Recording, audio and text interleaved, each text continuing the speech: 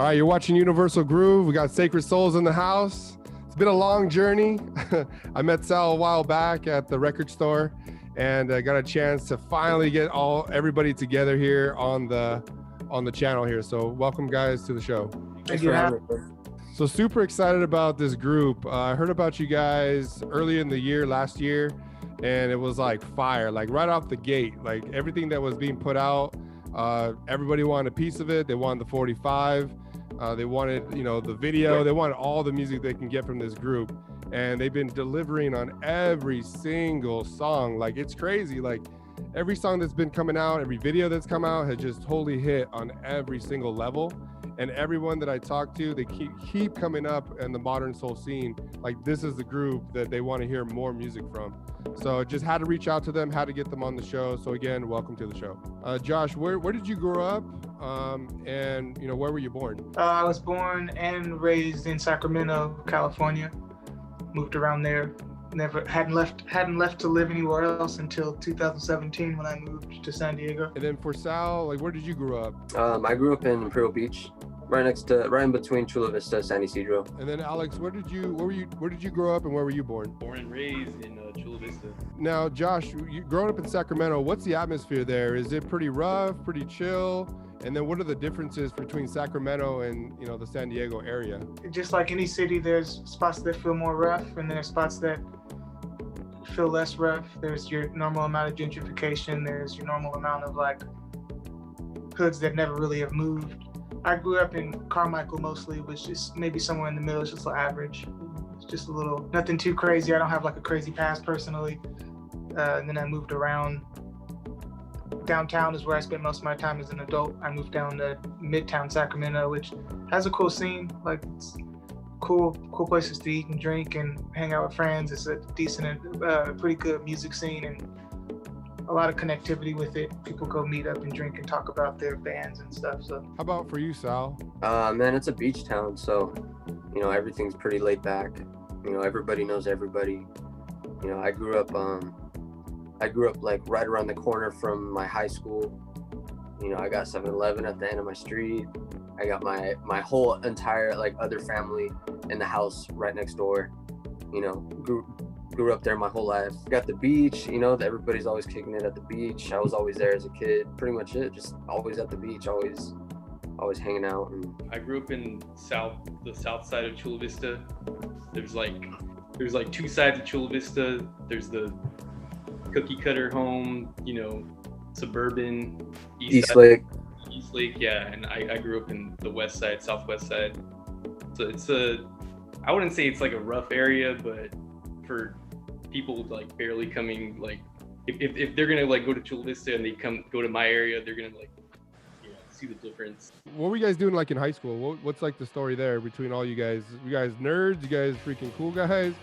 Musicians in the band? Like what were you guys doing in high school? For me, high school, I was just, I don't know. I didn't like high school. I mean, I doubt most people liked high school, but high school was rough. I barely made it, but I made it. And that's pretty much how all of high school went. I wasn't worried about math. I was just drawing, and yeah. Some good old D's and C's, you know what I'm saying? It's like a social experiment. High school, it sucked. It's the fact that there's nerds and kids and jocks and cheerleaders, and it's like, it's kind of getting you ready for the bullshit side of the real world, which is like, you're going to be casted and this and that. I was trying to be I was with everybody, but I was trying my best to like, just have human connection instead of hierarchical human connection in a school where it's like you play football, so you're with the football kids. And yeah, I agree with that for sure. Not my favorite time. I was kicking it with all the groups. I remember I was just like, I was kicking it with the surfer dudes, the metalheads, the skaters, the homies, the everybody. It was pretty cool. How about for you, Alex? I was just always into music, and I was always trying to like find new music in high school, and I started playing guitar when I was like 13. So that kind of just took up a lot of my time, just being like obsessed with music, and school was kind of like secondary thought. Josh, when did you pick up instruments? without the classical trained part, I've been playing instruments since I was a kid, but it always was kind of to inform to be the bed of the songwriting. So my mom and dad bought me a keyboard. It's like a Yamaha, one of those cheap ones that like teaches you how to play songs and stuff. And I would write little songs. And at the time, I was like, I grew up super Christian in my parents, so I would write little songs that were like pop songs for an alternative route. It's kind of crazy, but I know how to play the keys and stuff, but I never really stuck to one instrument to get the chops to be like to call myself those musicians. But I play guitar too, and the style of music I write solo, I think I play guitar good enough, So mostly singing though. I've been singing my whole life too. When I was a kid. Where did the singing come from, Josh? Was that something that you may have done in church, or is this something that your family's kind of brought to you as a kid? It definitely started because of church. I mean, you might have certain skills and your parents see it and they try to, I think they could see that I could sing, and my dad's a singer and my mom loves to sing too. So at one point he was trying to get me and my brothers together to be like a band, like a Jackson 5 kind of a thing, with all like dancing and all that stuff. But and then I grew up Christian, so I just was doing a lot of it in the church. And then as an adult, I really, like a young adult, when I moved out of my parents' house, I was listening to a lot of Stevie. I had like an MP3 player that was like one of the fake ones, the knockoffs, and it was just Napstered up with Stevie Wonder anthologies. I haven't checked out any of the interviews, but he's a bigger inspiration than a lot of the people that I usually say, because he's been there since like literally my renaissance as a musician for myself, when I really started to try to take it serious. Yeah, Stevie Wonder's been doing it for a long period of time. He's one of those artists that when you hear it, it's like the voice, the piano, like everything's just like really solid. So was he one of the artists? Is there other artists along with him that you listen to that just you kind of take a little bit from? I went to school for music, so I kind of got into, I really liked classical music, Debussy, and I also really got into jazz for a while and was really into like the horn players who were pretty much singing, and a lot of the female jazz singers like Ella Fitzgerald. And how I grew up, I listened to a lot of indie music too, and I was always trying to find like that sweet spot between like having a soulful tone but then keeping the melodies not so cliche in the beginning with my solo stuff and everything. So Stevie, Marvin Gaye, Aretha Franklin. I really was into Aretha, just that powerhouse of a voice, always like sticking it to something. Definitely in the music that I've heard so far, I mean, you really got that Marvin type sound. That's crazy to say because there's not many people that can pull that off, right? You got the highs, you got like the lows. You really got a really nice range on all those vocals that you do. But I think that's what really hits home for me. I really hear that Marvin Gaye sound. Is that something that you just naturally had, or is that something that you've been working with? I think that I was just letting you know that my upbringing, my childhood wasn't really Marvin Gaye, but as an adult, yeah, I was into his message and the tones he'd come up with for certain songs, and the vibrato. Like it always feels good to hear people say that I'm reminding them of that, because he's definitely an influence on how I write with Sacred Souls. For you, Sal, when did you start picking up instruments, and what instruments were you picking up? It was probably right after I graduated high school, which was I think 2014. So I wanted to start a band, but I didn't know how to play anything at all. So I was trying to figure out what would be the quickest and easiest thing to pick up and learn. And I thought that was bass, which now I know that it's not it can be, but it's not as simple and easy and unimportant as, some people think, but so I went to the Swamp Meet, picked up this janky, like 5-string, missing the 5th string bass for like $60. And I remember I'd plug it into like a little DJ thing, because my dad, for like his turntables, I remember I didn't have an amp. So I remember I would just plug it into that and play out of the monitors. And it sounded terrible. But, I was, whatever, I would just play. And yeah, from there, guitar and yeah, that was pretty much it. How about for you, Alex? When was the first time that you picked up an instrument, and what instrument was it? First started playing guitar when I was like 12 or 13, and just instantly was hooked and would practice like for hours, like every day for for years. And I think when I was like 18, I wanted to start making my own music, but I didn't know the people that like, I didn't have like homies that played music, you know?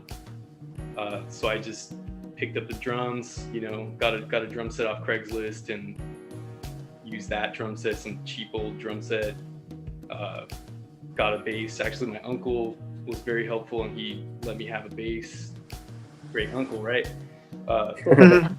So had a bass, guitar, drums, and kind of just like slowly turned my garage into a little studio and just like would stay there for hours, just, you know, trying to like get better at each instrument and tracking just any kind of like song idea that I had in my head. And like that went on for like a few years until I started to like finally like put together some songs that sounded like decent. Let's start with Josh. Were you ever in a band, or were you just simply just making music on your own and performing it? I'd always been writing my own songs, but I started a band that didn't have a very long start, a very long career, I'd say. But in my hometown, I had a band called Josh Lane and the Heartfelt, and we were just writing songs that kind of like didn't have a genre, but they were definitely like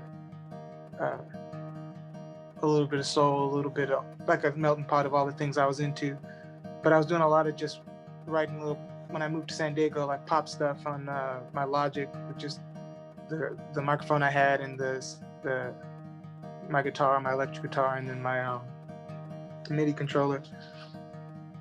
And then I was playing a lot of solo gigs in San Diego, like Sal was saying earlier, singer-songwriter stuff with my guitar. And sometimes I throw on like a loop that I made with it. You and Alex were in different bands. Can we talk about like where that band started from? Yeah, I mean, I went through a lot of phases, you know, just like most people. So, you know, when I as much as I was into soul, you know, I started with, you know, punk and garage music and you know, stuff like that. So I think when I started and I picked up that bass and I was practicing, you know, that's the kind of music that I was into, and that's, you know, that's the kind of music I was playing, at least, like just garage, you know, a little more stripped down punk. And then how about for you, Alex? Well, I wouldn't say it was a band. It was a solo project called Miles Bandit. Some homie from Oceanside, one of my friends. I was a guitarist primarily. That's what I considered myself, but he needed a drummer, so I was like, fuck it, you know, I play drums. I kind of play drums, so you know, for me it was like a way to just like get some experience and play an instrument that I'm not normally comfortable with, and play some shows. Like that's like the best way to learn an instrument. So that's why I took on that little challenge, and through that I met Sal. So it, you know, it ended up being a pretty cool opportunity to play with that band. If you can, Sal, can you tell us how you two met, and just give us a little story behind just how you guys came together on, you know, joining up and jamming out? Both of our bands had we were playing on the same show. It was in La Jolla, and it was at the Shea Cafe.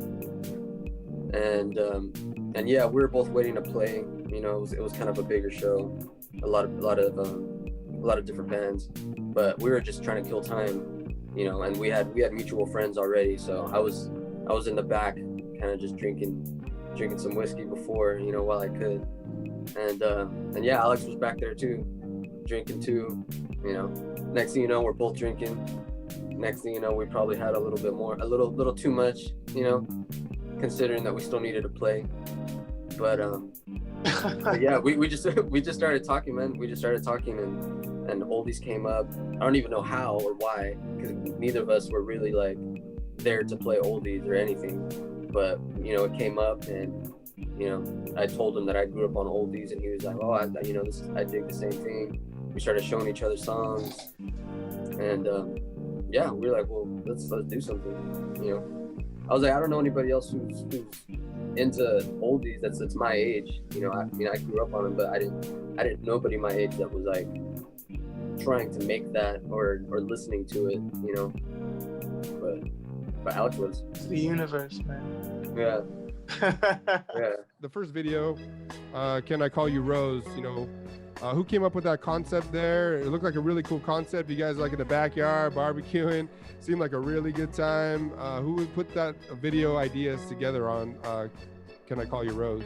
I got a friend named Troy Bloom. He's a director and writer, and I was kind of thinking we were just kind of talking about what we wanted to do, and I said I knew somebody, and I kind of had an idea, but it changed, and then it changed a couple more times, and then the guys were like, we should definitely do something that kind of shows just who we are a little bit too, because it was more of a story, like a storyline at first. So then we added in the barbecue scene, which was just a chance to just be not so scripted and just kind of be chill. And then we finished it at my friend Troy's house. That's like the first time that everyone really gets a, the piece of just the vibe, right? I mean, for me, watching that video, that's the first time I get a chance to see what you guys are kind of all about, who's in the band, and, what was your guys' experience? Any behind the scenes tidbits that you guys have? Well, that barbecue was almost going to not happen because it was supposed to rain that day. Yeah. Oh yeah. Luckily, it didn't rain. I think maybe it did rain. Like, it sucks because the whole point of the music video was to kind of showcase San Diego, like the in its best weather, And then it was kind of a story on top of that. But that's what kind of sold it to the guys too. Was like, let's just show San Diego like some of our stomping grounds, and then it was supposed to be clear skies, and all of a sudden towards the end of shooting or picking the shoot dates, it was like it's gonna rain for sure on the shoot dates, which was a bummer. We were just trying to show, where we're from, what we see, what we're used to, the people we hang out with, and art, what we enjoy, and that pretty much sums up all of it in that video. Most of it, grilling and records, and my dad called up his friends. All those lowriders were just, were just friends that they came through. Shout out to all of them. But they pulled up, they parked their cars, and they just hung out with us, and we just listened to records. And I mean, as much as it was a music video, like, we really were just chilling there, drinking, listening to records, and and just hanging out, having a good time.